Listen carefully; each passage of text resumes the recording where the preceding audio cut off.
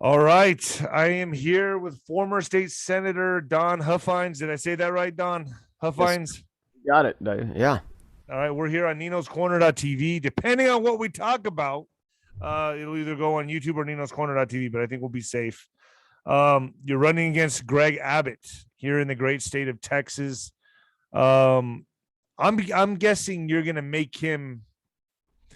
Am I right in saying this? Isn't Alan West also running? Is it? Yes. And he's Republican, so you're Republican. He's Republican. Greg, Yes. how is this gonna work out?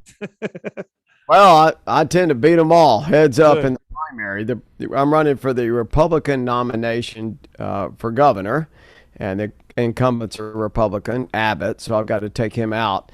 And that right now we think the election's actually going to be delayed. It's set for March. We think it'll be delayed to the end of April, maybe May. So, and whoever gets over 50% wins outright. If you get less than 50%, no one gets over 50%, it goes to a runoff between the top two vote getters. So, what made you want to jump into this race? What you just had enough?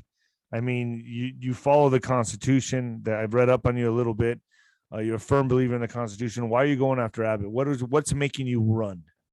Well, let me just tell you a little bit about my history. So that relates a lot to why I'm running. And I was in the Texas Senate. I'm a business guy first. Let me just say that. I'm a fourth generation Texan, born in Dallas, grew up in the Metroplex. Was always interested in the political space and helped candidates over the years, donated lots of time and energy and treasure to them. And they always say they're conservative. I mean, have you ever met a Republican that didn't say that? And you know what? Most of them are all liars. They're all liars. So I ran for office in 2013 because I was tired of yelling at the TV. So I was and I won against a Republican in the primary. I was in the Texas Senate from 2014 to 2018. I got knocked out in 2018 when the Democrats finished taking over Dallas County. But I learned when I was there really how bad the governor is, Abbott is, and just his state is leaderless. And we have no leadership. He's just a political windsock. Here's a guy who is supposed to be the mediator between the House and the Senate, the leader of the Republican Party, the leader of the state of Texas. Nobody ever saw him. Nobody knew what he was doing. And I, like most Republicans right now in the state of Texas, we're all scared, we're tired, we're frustrated, we're tired of being lied to. We're tired of all the lies and all the empty promises. I'll say politicians are good at that. I mean, you guys lie a lot. Just saying. They do. Well, I like to think I don't because, look, I'm really not a politician. I don't even like the space. I don't even like politics. I'm a business guy. I'm the only guy in the history of the state of Texas that never took any money from the state. No pay, pension, health care, travel reimbursements, no nothing. Didn't even use their office furniture. That's because I work for the people and not the government, and I'm going to do the same as governor. I'm never going to take a salary or pension or anything from the state. But you're also a very successful businessman, right? You have your own development company. Yes, I do. That speaks volumes. That speaks volumes to me. I've been very successful. I work hard. I understand issues. Our motto of my company is seeing beyond the obvious. We have another one called KISS, Keep It Simple, Stupid. Yeah, I like that one. Yeah, I know. Everybody complicates everything. It's just crazy. So, well, look, I'm here to solve the problems and the issues that affect Texas. And the good news is I've got the courage to do it. I mean, I proved that in the Senate when everybody was always after me and cussing at me and making me not. Here's the thing. Most of these guys, and these Republicans in particular, the RINOs, they're really not Republicans. They're Republican in name only. They don't really believe in our platform, our legislative agenda. They don't believe in our definition and what it means to be a Texas Republican. They campaign one way and they govern a different way. That's the same thing my opponent does, Abbott. I mean, 31 years in elected office. While he was down there on the taxpayer payroll, I've been creating thousands of jobs, and I don't need a job. I'm not looking for a career. That's why it's so different from me and how I'm going to solve the issues. I'm going to step up and make it happen. If we don't, look, we'll admit it. I want to be accountable, and we'll learn from our mistakes, and we'll move a different direction. But we're going to be accountable, and we're going to solve the issues for Texas. And I say this: is the border secure? Are your property taxes going down? Do you have confidence your votes are being counted and not stolen? I can go all the way down the list, and I've got good solutions to all those problems, issues. Our team does. Are you going to eliminate the property tax? I've heard that you were looking to do that. I am. I am. You promise. Well, let me tell you, it won't be for the lack of trying. It does have to get out of the legislature, and but I will. That's top of my list. It's my number one, number two priority, and for the legislature, it's my number one priority. Texans, we're all tired of renting our property, our homes from the government. I agree. The rent just keeps going up and up, and I always ask everybody, "What's the end game to this? At what point?" I mean, there is no end game. When's enough enough? We never own your own home. You never own your own real estate. All you do is rent it, and so this is very doable. I know for most people it sounds like political, you know, empty Well, I promise. mean, a lot of politicians come up here and they have empty promises. They tell you what you want to hear, and they go off and do something else. Well, let me tell you, this is very doable. I've worked on it for months. I've got spreadsheets and Excel spreadsheets everywhere. And this is a math problem. We can make it happen. The good news is we're never going to have an income tax, and I'm going to make sure it's a constitutional amendment is the goal, so everybody gets a chance to vote on it, and everybody can weigh in on the plan I get out of the legislature. But it really is very, very achievable. The key here is that we don't spend all of our money. If the state doesn't spend all the money it brings in, then we can get this done. And so I'm going to cap state spending. How do you plan to? Let's talk about the border wall for a second. Of course. How can you get that done? I mean, how is the legislature going to approve the funding? How are you going to get this done? Because it's a bare knuckle street fight. I mean, it seems like some people want it, some people don't. How are you going to improve the funding? How are you going to get this done? Well, It's chaos. I'm here on the border. I'm in El Paso. It's chaos. Del Rio all the way down McAllen. This is an invasion. This is an invasion, and we're on the front lines. And I'm telling you right now, this has to get done. How are you going to get this done? How are you going to improve the funding? well, I appreciate that question. Look, I've been to the border 3 times since I announced my candidacy in May the 12th. And I haven't been to the El Paso sector yet. I've been to Del Rio sector twice. And Come on down. I'll take you to Juarez. Just- Really, I've got it all set up. I will contact you on that. But I've been to Lower Rio Grande Valley. I've seen it firsthand. You're so right. You are so correct. This is an invasion. An invasion. And look, the main thing I'm going to, but besides build the wall on the money, to answer your question, Texas has a lot of money. We have a lot of revenue. And I'm thinking it's going to cost us 2.5 billion to build the wall where we need to build it. That's billion, not million. And that gets us about 250 miles of it or more, maybe 300 miles. And look, we've got a lot of resources. I'm a business guy. This is a good trade. We spend billions and billions a year. We spend 5-6 billion a year just educating kids in our schools that aren't supposed to be here, not Right. counting healthcare, law enforcement, incarceration, and all the other costs we have. And now you got 2 million more coming into Texas unapprehended in 12 months from 150 different countries. I mean, look, this is an invasion.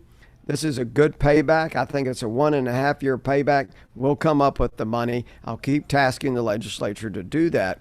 As I have line item veto power on the budget. The governor does, and all those yahoos down there in that swamp in Austin, and it is a big, deep swamp. They all want their pet projects funded. Well, I get the last call on that. I get the last call on every piece of legislation that leaves that building.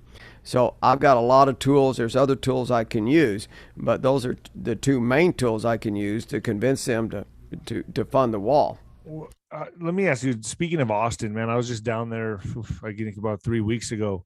The homeless problem, okay? The homeless problem is off the charts. Are you going to combat that in any way, shape, or form? Because it's ridiculous. I mean, there's people shooting up with heroin on the streets. There's feces on the streets. It's disgusting. It's turned into a hellhole. Are you going to combat that in any way, shape, or form? Are you going to take that on? Of course. There's a lot of things like that that we need to fix in our state. And I think it all starts with leadership from our governor. And we don't have any. Our governor is leaderless. No, I got to tell you, I don't see any either. And that's why I took this interview, because I'm interested. And I know you're running also. I mean, also the people that are joining you in this is Alan West, correct? Yes. I've heard now. There's rumors. I don't know if this is true. Matthew McConaughey, is that even a thing? Is he? I've heard that. I don't know. I know it's a question. People wanted me to ask it. Is that even true? I really don't know. Okay. I doubt it is. I mean, look, running for governor is a huge undertaking. This is a massive state, of course. The best part is I get to go all over the state and talk to great patriots, but it's a major undertaking. It takes a lot of revenue, a lot of resources, a lot of campaign donations, a lot of time. And then you got to think about, of course, if he wins, his career in acting is certainly going to be on hold for. Yeah, I agree. Okay, so let's say you get the Republican voters give you the party nomination. Yes, sir. Who would you say your biggest threat is Beto O'Rourke going to be joining the race? Is he coming in on the Democratic side? I think he will. I really do, because I don't think they have anybody else to put up. But look, he's a three-time loser. Yeah, I mean, I agree.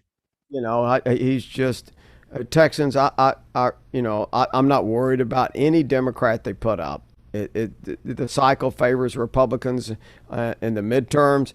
And look, these people, Texans are getting really smart. They really are. They understand what the Democrats are about, which is more government, more control of your life, taking more of your money, and making you more dependent on the government. And I could go on and on. So, but I think Texans are not going to fall for that anymore. I really do. And look, when you've got a strong leader like I'm going to be, that appeals across the board to everybody. I mean, Trump did so good down in the border areas because the Hispanic community appreciated a leader, somebody that was going to get something done. I say if Greg Abbott's our nominee, that we do have a lot of trouble in the fall, and we probably will lose, because why would anybody vote for a Republican if they don't see any difference or much difference between the Republican and the Democrat? A lot of people just stay home and say, what's the point? But I did want to come back to my border plan whenever you got. Go ahead. Let's talk about it right now. Go ahead. Okay. Not only am I going to build the wall, the most important part of my plan is I'm going to use the Constitution, United States Constitution, that clearly gives states the authority, a state the authority to defend itself when it's being invaded. And that's Article 1, Section 10. And we're clearly being invaded. It was written for a specific occasion like this. So I'm going to engage the entire Texas National Guard, the Texas military, 20,000. We're going to secure the river completely. I'm going to stop all inbound commercial traffic from Mexico, or most of it, and not outbound, and not if you got your proper papers, for individuals. And that's to put the economic pressure on Mexico. We have to get Mexico to secure their side of the river. They're being a very bad neighbor. There's no question about it. But we can put all the walls up we want and stuff, but then people are still going to come pouring across by the tens of thousands a day. And we got to make Mexico secure their side. That's what this is about. I'm going to secure the roads to the bridges. I'm going to secure the bridges. Here's the most important part. I'm never asking permission from the federal government to do it. Good. This is our border. This is the Texas border. We're going to do whatever I need to do to secure it. I'm going to get done in 30 days what no one's done ever. The federal government's never going to secure it. That's why this election's so important. If Abbott wanted the border secure, he could have secured it 7 years or 7 days ago. It'd be secure right now. Absolutely. I agree with you on that. 100%. So we agree there. So you're saying you will solely follow the Constitution? Yes. Let me ask you this. You brought up Trump a little while ago, and I believe the heist of 2020. Now, I'm going to put this on the YouTube video, but will you support audits in Texas? Absolutely. Forensic audit. It needs to be third-party, comprehensive forensic audits. Okay, because I see the system. I'm just going to put it out there. I'm going to say it right now, point blank. It's rigged. So good luck. I just hope that you get out there and you support these audits, because I think we're in a lot of trouble. We're in a lot of trouble right now with everything that's going on, Arizona, all the swing states, and I think Texas should be audited. Absolutely. I've been calling for that for years, before the 2020 election in 18. Look, everyone knows that people cheat in elections. There's no doubt about it. If cheating in elections has ever been an election. Would you be in favor of getting rid of Dominion voting machines completely? Yes, we got to find out who owns the software companies. My biggest concern really is software manipulation. And in Dallas County, for instance, in 18, all of our early vote, there's no paper at all. There's no paper trail whatsoever. It's all electronic. And then we found out that they're connected to the internet all during the early voting. I mean, they could have changed any vote they wanted if they're connected. It's easy. Look, this isn't complicated. If you can program the software to count the vote, you can certainly program the software to change the vote. No, I agree with that. I just think what we witnessed in 2020 should never happen again. And listen, there is no 2022 and there is no 2024 till we fix it. I'm going down swinging saying that. With you in the primary, I guess that's going to make Abbott. He's going to make him have to move further right. I mean, when you go against him in the primary, am I right in saying that? He's going to have to take steps further right. He is, and he has been all year. And he has been since session started. But look, the Republican voters are smart. They know this is a fraud Republican. It's a fraud conservative. He's not a conservative. He knows it. They know it. So my biggest challenge is getting to the uninformed voters, the Republicans that are just listening to mainstream media or whatever. And he's got a great spin machine always going. They're spinning it out there that he's conservative, that he's doing this, he's doing that. It's all rigged. The whole system down there is rigged. I've seen it. It's all a show. And he's in charge of this show. And he's making everybody think he's a conservative. The guy's not a conservative. Every bill we don't get done down there that we want to get done, that's because he doesn't want it done. The Republicans, we control the House and the Senate and the governorship for 20 years. You're saying that Abbott's a RINO? Total. 100%. Yes, I like that you come out, you let those punches go. I like that. All right. He's a complete RINO. He's a political windsock. He just blows in the wind, and he's going to react whatever he needs to. He goes to the polls. He polls issues every week, and he's just blowing in the wind about what to do. Because here's like career politicians. They're interested in their career. That's first and foremost to them, and that's what they're focused on. If it benefits the state or the Republican Party, that's secondary. Look, if we only get 20 or 30% of our legislative priorities done every session, that's 15, 17, 19, 21. Why Abbott's been there, that's all we ever get done.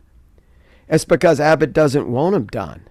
He doesn't believe in our Republican Party. He doesn't believe in our Republican Party principles. I know that's hard for people to understand, but it's totally true. No, it makes sense. It makes complete sense to me. I've got Democrats that believe in 20% of our platform.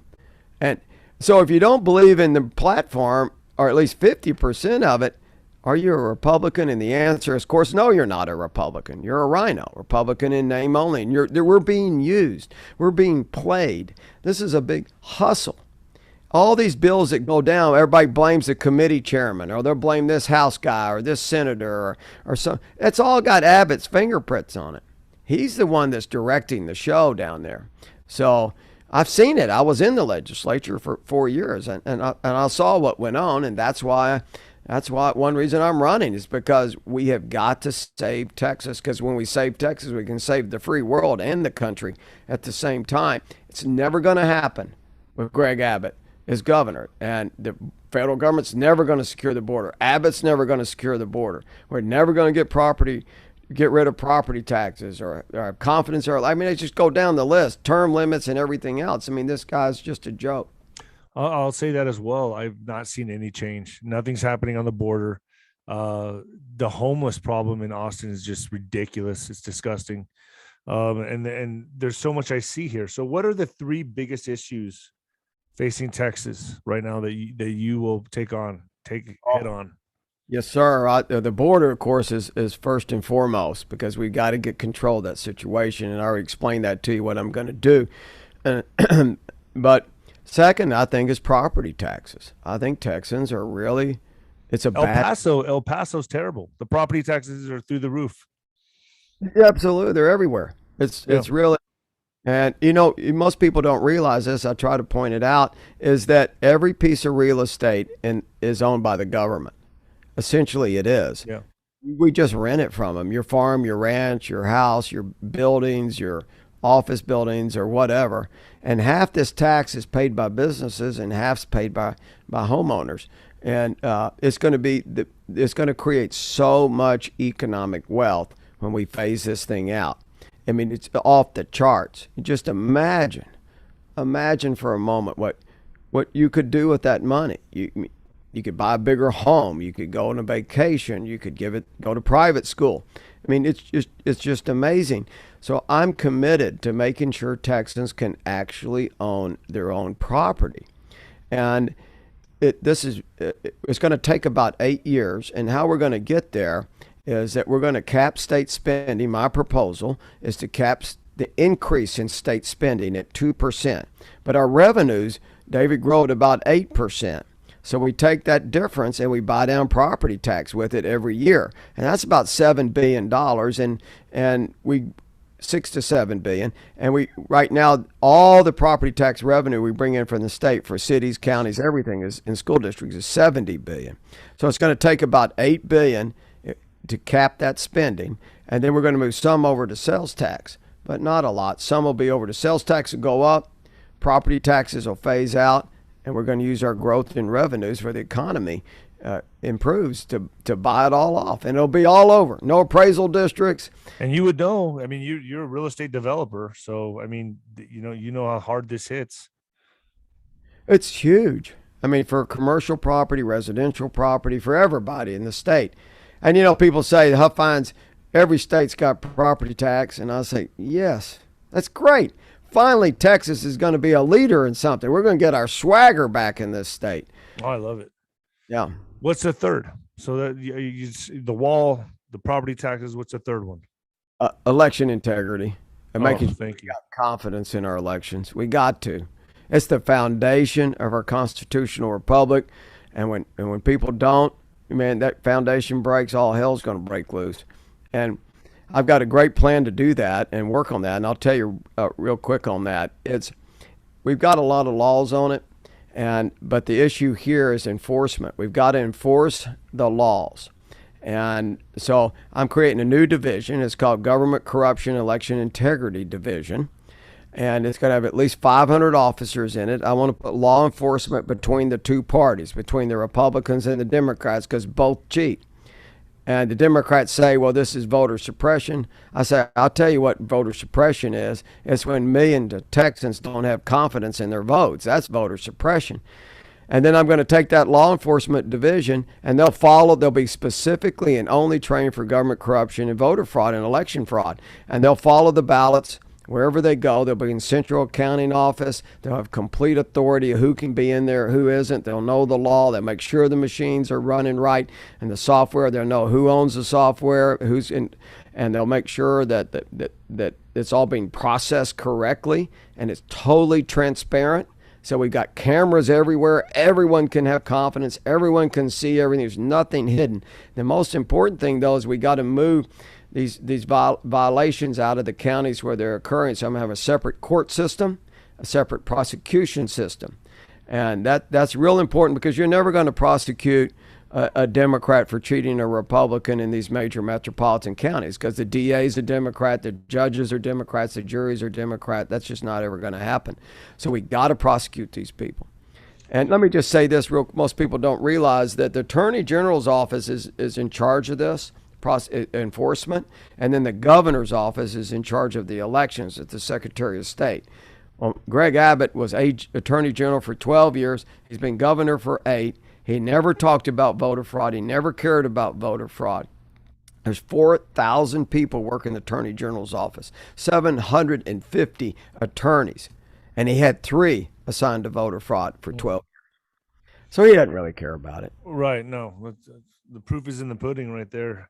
What about what we saw happen in 2020? I believe this is going to be, there's no stopping this. I think it's every winter they're going to try to enforce more lockdowns, more, and I have to make signals like this, because this is going on YouTube, and if I talk too much about it, it'll get censored. So these mandates, the lockdowns, can you guarantee that will never happen again in Texas?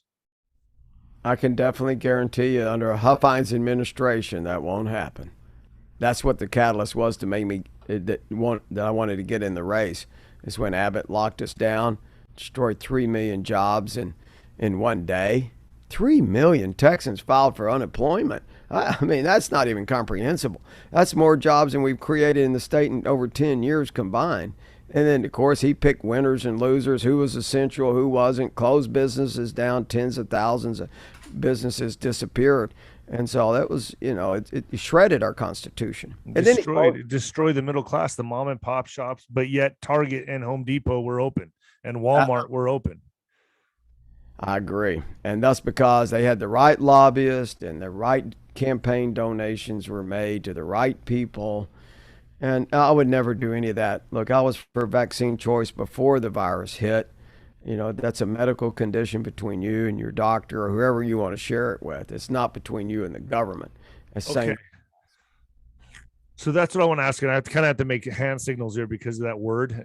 You'll get censored. But when it comes to this, yes, sir, you will not make that mandate, right? You will not enforce that in Texas? Of course not. Absolutely not. And I'll make sure, folks, you're hearing it here. You're hearing it here. He will not enforce that. I'll make sure that the government doesn't enforce it, and the government's got your back if you don't want it. Look, I'm for liberty. I'm for freedom. If you want to take it 10 times, go ahead and get after it. But you're not going to make me take it, and I'm not going to make anybody else take it. If they don't want to take it, I'm going to have their back. I'm going to be the governor. I'm not going to let anybody come in and stick you with that jab if you don't want it. Who do you think will be your biggest? Let's say you get the nomination. Are you concerned about anybody coming up? You concerned about Beto O'Rourke or anybody running opposing you? I'm really not. I'm not. O'Rourke's already 3-time loser. He's a make-believe Hispanic. Trying to energize the Hispanic. He's from my hometown. It's hard for me to just. Yeah, he's terrible. Oh, it's unbelievable. I call him Bobby O'Rourke.